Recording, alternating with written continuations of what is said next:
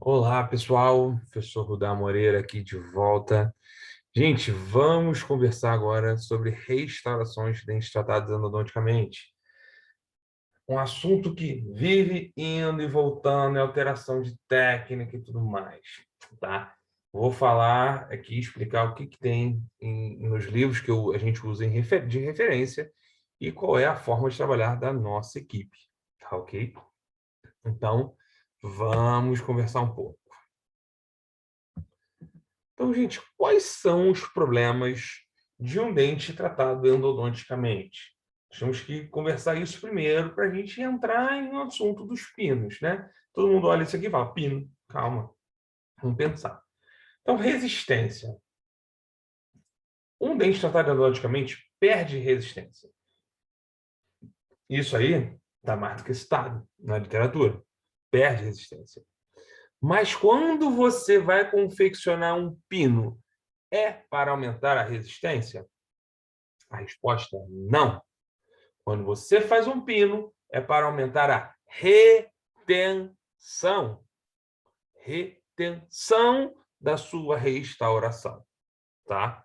Então, normalmente, quando você trata o canal de um dente, o dente perde estrutura. Estrutura essa importante para aumentar a retenção da restauração, tá? Então, a resistência perde, tá? E esse dente fica mais suscetível a fraturas. Cor. Cor. Os dentes tratados endodonticamente, quando o endodontista não tem um cuidado de limpar a câmara pulpar e deixa alguns agentes que são pigmentantes. Isso é muito perigoso para uma restauração, onde torna esse remanescente muito escurecido, tá?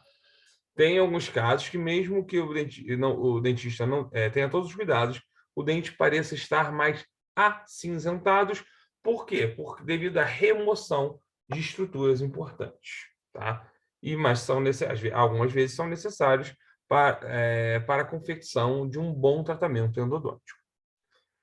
Estrutura remanescente. Estrutura remanescente me remete lá ao que eu acabei de falar de resistência. Tá? Então, você perde estrutura remanescente devido ao acesso, e esse acesso acaba reduzindo a resistência. Tá? E também reduz a quantidade de estrutura suficiente para eu ter a retenção dessa restauração. E a perda de vitalidade. Né? A perda de vitalidade é muito importante. Acontece porque você remove completamente o nervo que estava ali, gerando todas as informações. Então, qualquer coisa que você passe a executar nesse dente não vai ser mais detectado. Então, possibilidades restauradoras. Como é que a gente pode restaurar isso? A gente pode fazer restaurações diretas em resinas compostas. Podemos. E temos algumas indicações para isso. Pinos intrarradiculares, restaurações diretas em resina composta. Sim, pode ser executado. Núcleo de preenchimento sem pino e restaurações indiretas. Pode. Pinos intrarradiculares, núcleo de preenchimento e restaurações indiretas. Sim. Então, a gente vai estudar agora quando mais ou menos nós vamos indicar cada uma delas. Mas, para isso, tem uma questão. Qual é a função do pino? A função do pino é retenção da restauração. Então, pense bem. Onde vocês colocariam um pino? Em dentes anteriores ou dentes posteriores? A gente tem que analisar a direção, né, as forças que esses dentes sofrem. Então, um molar sofre basicamente as forças no seu longo eixo, tá? Então, não havendo muita possibilidade de deslocamento da restauração, tá? Mas já dentes anteriores, o contato, né, não é no seu longo eixo, tá? E aí pode haver uma alteração. A gente fala que os dentes posteriores normalmente sofrem forças verticais e os anteriores horizontais. Mais ou menos isso, porque os premolares, muitas das vezes, sofrem muitas forças horizontais, o que podem haver deslocamento da sua peça, tá? Da sua peça protética. Então, já está aí, já tem uma boa conversa para a gente. Será que eu posso usar o mesmo critério para anteriores e posteriores? Bastante cuidado ao responder isso, porque eles sofrem forças em diferentes sentidos. Tá? Então, isso aqui foi adaptado do Conceição também, tá, gente? Mais ou menos seriam as indicações. Então, quando eu tenho cristas marginais, fácil vestibular, desculpa, volta, né? Então, se a integridade da coroa, eu vou avaliar então aqui, cristas marginais e face vestibular. Então, se a crista marginal estiver intacta ou perda de 50, menor que 50%, e a face vestibular estiver intacta, tá? Eu posso optar pela técnica direta com resina composta. Olha que interessante, tá? Mas já que quando eu tenho perda de mais de 50%, tá? Da crista marginal e minha face vestibular ainda está intacta, eu continuo podendo usar restaurações diretas. Gente, preste atenção que nós vamos ter ainda outros conceitos embutidos nisso, tá? Como essa vestibular intacta está fina ou está grossa? Né? Então, isso também é importante. A quantidade de substrato que ainda nós vamos ter. Tá? Integridade da coroa, aí, em relação à crista marginal, não tem nenhuma posição em relação à crista marginal, mas eu já tenho a estética comprometida. Aí sim, gente, aí eu vou optar. Por quê? Porque eu vou precisar fazer um preparo nessa vestibular. Né? E quando eu faço um preparo nessa vestibular, ela vai ter que ter uma espessura, no mínimo, gente, tá? Para a gente optar mantê-la de 1,5 mm. Quando a gente faz um preparo, tá? Nós já não vamos manter esse 1,5 mm de substrato remanescente. Então, o ideal é a execução de um pino mais uma restauração indireta, tá? Ou então você faz um pino e uma restauração complexa em resina, tá? Mas quando você já tem perda total das cristas marginais e perda total da fase vestibular, a gente vai fazer um material, uma restauração indireta, retida por pino, que pode ser em resina composta ou cerâmica. Então, percebam que tem muitas questões envolvidas. Já em dentes posteriores, se eu tenho crista marginal intacta ou perda de 50%, e envolvimento parcial de 1/3 do istmo, gente, 1/3 do istmo. Vamos lembrar lá na aula do seu professor de dentística, que ele fala que a resina direta deve ser executada num limite de 1/3 do istmo. Então, essa indicação que os senhores estão vendo é de uma restauração direta. Mas já quando eu tenho perda, a crista está intacta, eu tenho a perda de menos de 50%. E eu tenho um istmo maior do que 1/3, então eu posso, né, fazer uma resina semidireta, tá? Ou uma resina indireta. Tem uma aula de resinas semidiretas que também vale a pena assistir para depois vocês assistirem essa.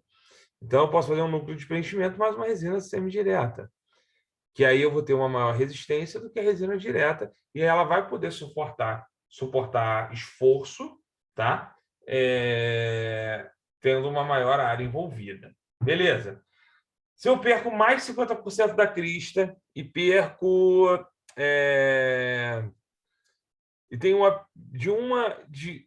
tenho a perda de uma cúspide ou mais, tá? Preste atenção. Eu vou ter perda não completa da crista marginal.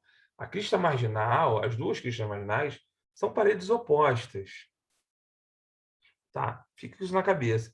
Quando você tem paredes opostas para unir com um núcleo de preenchimento, tá? Quer dizer que eu tenho maior tranquilidade de não utilizar um pino, desde que esses remanescentes fiquem mais ou menos com 1,5 milímetro de espessura, tá? Então, nesse caso, posso ter perda de uma ou mais paredes, tá?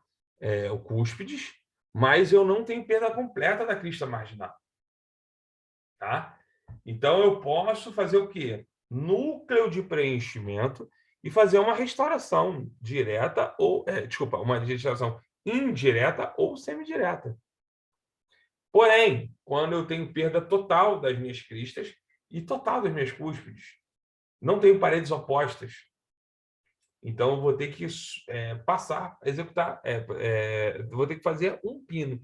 Gente, olha que interessante, eu tenho paredes opostas, tá? Mas é um dente que só sofre forças verticais. Então, eu consigo, sem um pino, aqui, ó, nessa parte aqui, quando tem perda de 50%, sem o pino, reter uma restauração. Já quando eu tenho perda total, eu não tenho paredes opostas, eu não tenho altura estrutural, então aí eu recorro ao pino, tá? Então, eu recorro ao pino e uma restauração indireta. Então, aqui umas sequências, olha, aplicou o ácido. Desculpa, aqui, na verdade, aqui é exemplificando essa primeira parte aqui, tá? Quando eu só tenho perda eu tenho 1/3 do istmo e tenho perda de uma das cristas marginais, nesse caso. Então, olha só, olha a indicação. Olha a abertura, o dente com canal tratado. Olha como, dente cheio de estrutura, tá? Só porque tem canal tratado, eu vou fazer pino? Não. Restauração direta, olha lá. Material, trabalho feito por aluno de graduação, tá? Então, a qualidade das paredes circundantes para realizar um preenchimento sem pino são de suma importância. E aí eu coloco algumas necessidades de avaliação para ver se essas paredes realmente podem receber esse núcleo de preenchimento sem receber o pino. Então, vamos lá. Eu preciso ter paredes opostas, rígidas, ou pelo menos com 2 milímetros de altura, tá? Então, após o preparo, essas paredes devem ter cerca de 2 milímetros, 1,5 milímetro a 2 milímetros de espessura. A altura depende da situação em boca, claro, dependendo da altura coronária que você tem, tá? Mas deve ter no mínimo 2 milímetros de altura, como eu já falei. O remanescente deve estar livre de trincas e outros danos. Isso é importante. Se você tiver um remanescente com todas as características, estiver completamente trincado, ele vai falhar, tá? E aí você pode realizar o seu núcleo de preenchimento com uma resina composta, um sieve convencional ou com sieve modificado por resina. Mas desde que seja de boa qualidade. Não pode ser aquele sieve, gente, que tu risca com uma sonda e tua sonda entra. Aí não vale de nada. Olha aí, um outro caso legal. Esse caso não tinha canal tratado. Mas muita gente manda tratar o canal disso para botar um pino. Mas necessitava de pino? Preste atenção. Olha a estrutura vestibular que eu tenho. Olha a estrutura lingual. Tudo bem? Aqui eu tenho muito pouca estrutura, mas aqui eu tenho muita estrutura. Então, eu precisava mandar tratar canal desse dente para botar um pino no canal palatino?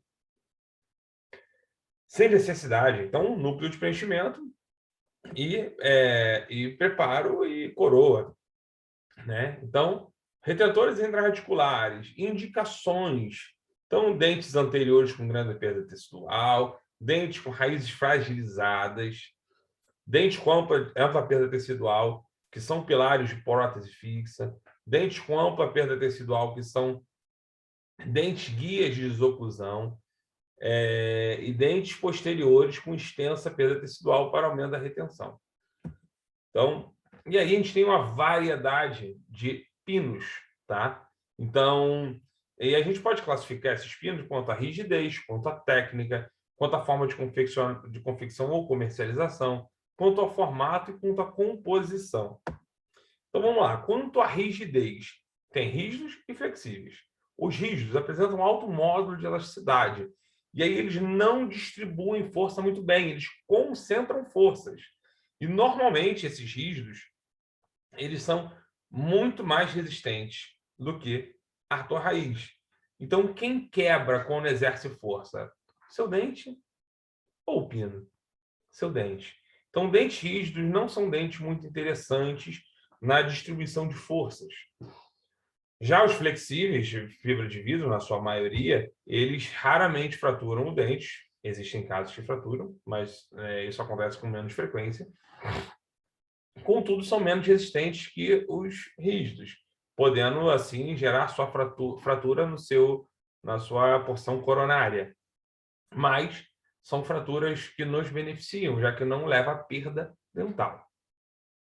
E ele tem características de flexibilidade muito parecida com a da dentina. Quanto à técnica. Técnica é quanto à forma de execução. Eu posso ter pinos indiretos, executados no laboratório, semidiretos, que podem ser modelados em modelos ou modelados na própria boca, né? E diretos são aqueles pinos pré-fabricados que a gente cimenta de forma direta. Então, anatômicos são pinos que são individualizados para cada canal e eles passam por uma etapa de modelagem. Os pinos anatômicos apresentam um comportamento mais interessante, visto que deixam uma espessura de cimento muito pequena. E os pré-fabricados, que eles já vêm da Dentais em tamanhos e formas já determinadas. E quanto ao formato, nós temos os cilíndricos, ele promove maior retenção, mas exige um certo desgaste para modelar o canal alpino. O cônico, que é menos retentivo, mas ele é mais anatômico, mais da formato da sua raiz, na verdade, do seu conduto. Dupla conicidade, que é mais similar ainda ao canal, tem uma boa retenção e gera uma menor espessura de cimento. E os acessórios são pinos adicionais ao pino principal, de forma a necessitar de menos cimento. Então, quando a composição, nós temos os metálicos, os cerâmicos e os de fibras de vidro. Os metálicos, eles idealmente, devem ser executados em ligas áureas ou de prata paládio, que apresentam propriedades mecânicas melhores do que níquel cromo, cromo cobalto, etc. Tá? Temos os cerâmicos, que eles podem ser executados também da mesma forma que o metálico ou através da forma de CAD/CAM. E, por fim, os fibras de vidro, que é uma mistura de resina, epóxi com fibras, e apresentam propriedades interessantes, são muito versáteis, visto que a gente pode alterar o seu formato dentro de boca. Então, nesse caso, o que fazer? Gente, aí vocês vão me falar, pô, Rudá, esse dente até tem uma estrutura, nós temos ali 2 milímetros, né, de altura nas duas paredes, nós vamos conseguir fazer o preparo sem perder? Calma. Então, pergunta, o premolar pode participar da desoclusão? Na ausência do molar, ele pode ter a sua função aumentada? Sim. Tá? Então, num momento de lateralidade, muitas vezes, quando tem função em grupo, o premolar trabalha. Então, nós estamos trabalhando ali com forças não perpendiculares, mas oblíquas. Então, né, nesse caso, eu tenho perda de crista marginal, quase que completa. Tá? Presta atenção nessa crista marginal aqui. Perda quase completa dela. Tá? E aí, depois, você não pode pensar aqui, você tem que pensar depois do preparo. Nessa vestibular, eu vou manter. Nessa vestibular aqui, eu mantenho um bom espessor. Mas aqui, né? Colocando uma broca aqui, vocês avaliem que você vai perder isso aqui tudo. Né? E aqui, nessa porção, já não tem nenhum milímetro de altura mais. Então, canal amplo, o que eu posso fazer? Canal amplo eu posso personalizar com resina, eu posso utilizar pinos acessórios, igual como foi aqui o caso, esse é o principal e esse aqui é o acessório. E eu posso usar mais de um pino principal mais grosso e um pino principal mais fino. Tá? Nesse caso, eu uso um normal e um acessório. Utilizei um cimento autoadesivo, cimentei os dois, fiz o núcleo de vestimento, também caso feito por aluno de graduação da UERJ, esse caso que eu estava orientando no meu mestrado, se eu não me engano. Tá? Então, olha lá o preparo. Percebam que a paciente tem muitas questões envolvidas também, né? E aí depois foi feito o preparo e a coroa. Tá? Nosso caso aqui é pino. Então, olha como é que a gente faz mais ou menos. Existe uma cartela para você te ajudar a selecionar o pino. Então, tá o dente tratado, você pode usar essa cartela. E aí depois você pega a broca correspondente ao pino que você selecionou. Existem pinos que têm esses kits de broca que são muito legais, muito bacanas, tá? Então, o preparo feito com o pino, com a broca daquele sistema e o pino instalado. Ácido, lavagem e aí a aplicação do silano. Gente, e aí vem uma questão interessante. Algumas bulas falam para não aplicar silano. O nosso grupo aplica silano, visto que nós temos alguns artigos importantes que sinalizam para esse lado. Outra coisa, vocês vão ver em algumas mídias, né, inclusive minha, que onde eu aplico, em vez do silano, eu aplico um adesivo universal. Também adesivo universal, em alguns deles, né, de boa qualidade, tem indicação de substituição de silano, tá? Então, muita atenção nisso. E aí você aplica, ó, aí no canal, nesse caso, vou fazer uma cimentação tradicional, aplicou o ácido, lavou, secou, aplicou o adesivo. Gente, normalmente quando você aplica adesivo em canal, você usa um adesivo autoativado. Tá? É o mais interessante, visto que a luz não chega também no fundo do canal. Tá? Nesse caso, o escolhido foi um dual, um de cura dual, que é através de luz e alto junto, tá? Alto polimerizado junto. Nas especializações, a gente costuma utilizar, para a cimentação tradicional, um adesivo autoativado. Tá?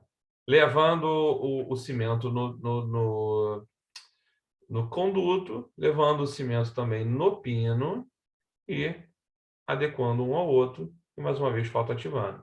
Mais uma vez, o ideal é utilizar um cimento autopolimerizável, tá?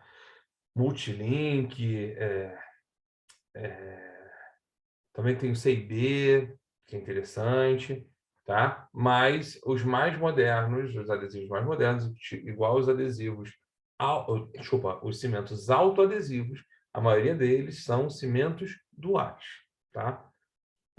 Então, e levando lá. Vamos passar uma sequência que eu fiz no laboratório para vocês. Uma sequenciazinha de laboratório, fiz especificamente para vocês. Então, eu vou voltar aqui porque está bem rápido. Que eu fiz. Gente, isso tá no YouTube para vocês irem dando pausa e analisando com calma, tá? Então, percebam aqui, é um pino pré-fabricado que eu vou utilizar no caso. Tá? Um pino pré-fabricado e olha como é que ele fica sambando ali dentro, tá? Ele sobra espaço para ele. Então, eu vou ficar ali com o quê? Com muito espaço de cimento. Mas o nosso objetivo é justamente explicar essa técnica. Então, eu venho agora, eu posso aplicar o ácido por 20 segundos, né? Ou posso aplicar o álcool por 1 minuto. Depois eu aplico o silano, ou eu posso aplicar um adesivo universal como silano, tá? E posteriormente a cimentação. Então, olha lá, aplicando o álcool, 1 minutinho de álcool, 1 minutinho de silano. Você pode também utilizar na placa de vidro, que facilita, tá? Isso aí, no caso, é o adesivo, que eu tinha falado. No caso do adesivo, fotoativar. Então, vou com o cimento dentro do canal, olha lá, e posiciono, fotoativo. Depois eu faço ácido e adesivo no remanescente. E vou construir meu núcleo de preenchimento. Tem gente que gosta de cortar o pino antes, tá? Eu prefiro cortar o pino depois. Então, vai um pouco da forma de cada pessoa atuar. Uns vão falar que é errado, outros vão falar que é certo. Mas, gente, não tem nada tão forte na literatura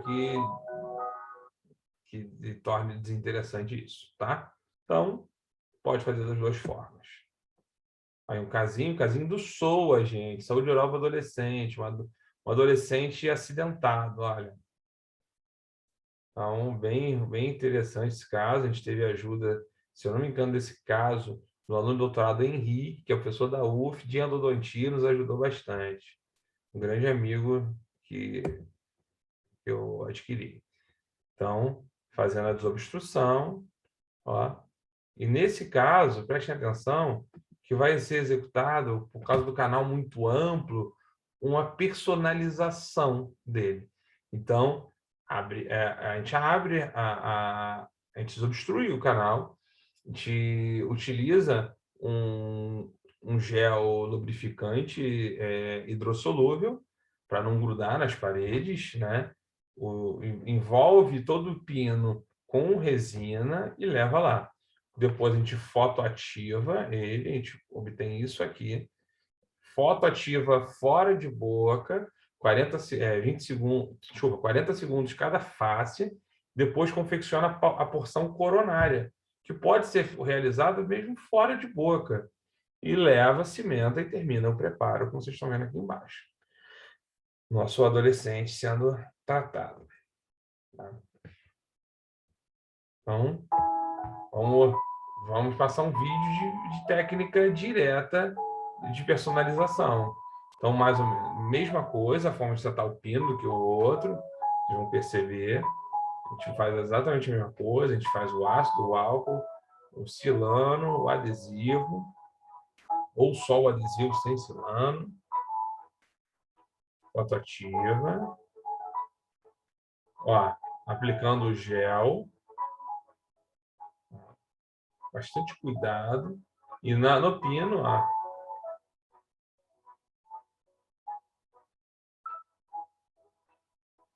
no pino eu aplico toda aquela resina.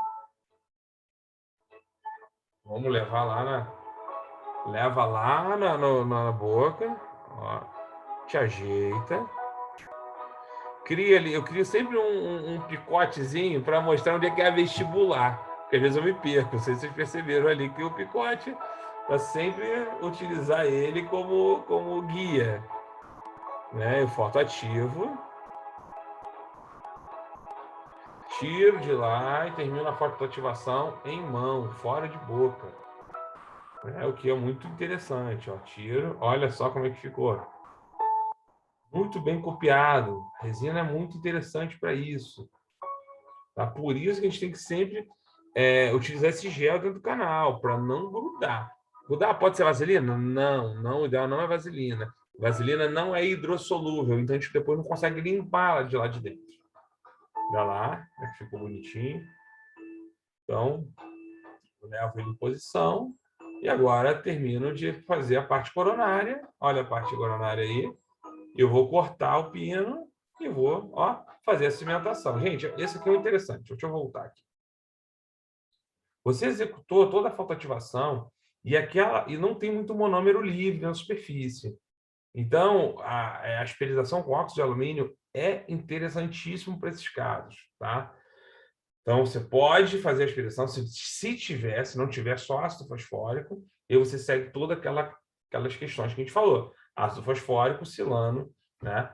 Lembrando, caso de dúvida, tá lá com o paciente na mesa, bota o vídeo, dá pausa, vai relembrando.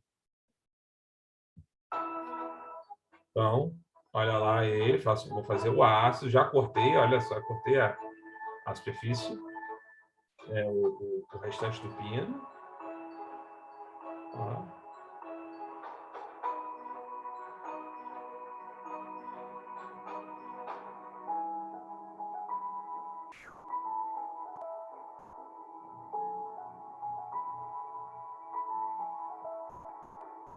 Nesse caso, eu usei um adesivo, um cimento autoadesivo, né? Então, não precisa, quando você usa cimento autoadesivo, não precisa fazer nada no conduto, é só limpar o conduto, só limpar, só limpeza. Olha lá, o pino cimentado, finalizado.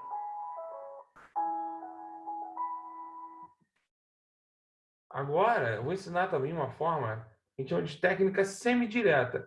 Exatamente o que a gente fez, só que fora de boca. Olha lá, é o mesmo caso. Então, olha só que interessante aqui, esse início tem que ter,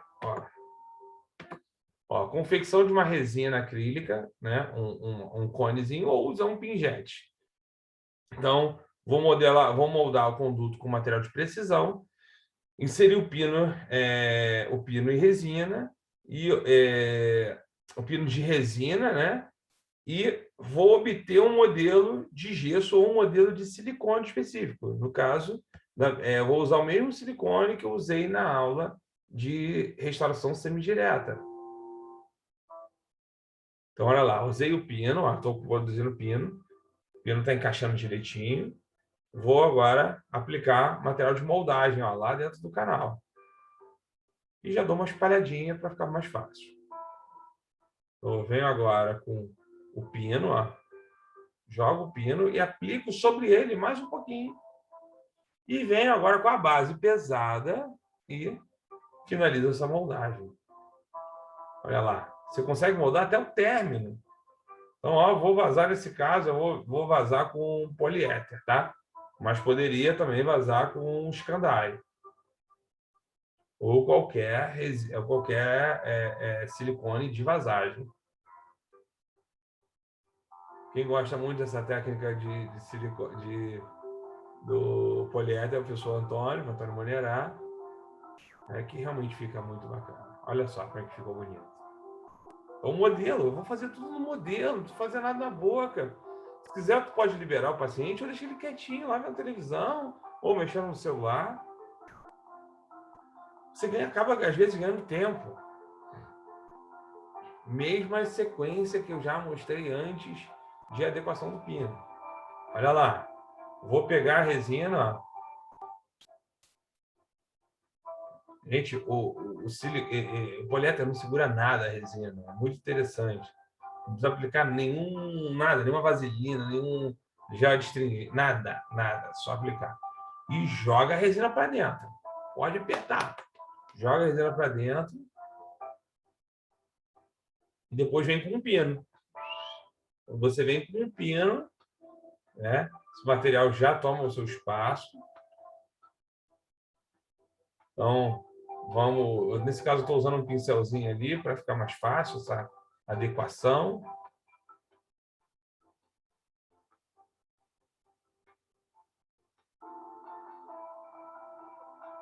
Então, olha lá, fiz tudo. Vou voltar aqui um pouquinho.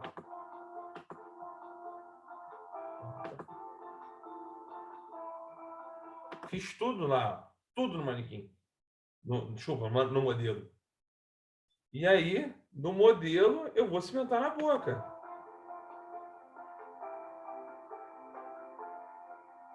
Fotoativando sempre muito bem, gente. Todas as faces. Tira, fotoativa de um lado, fotoativa do outro.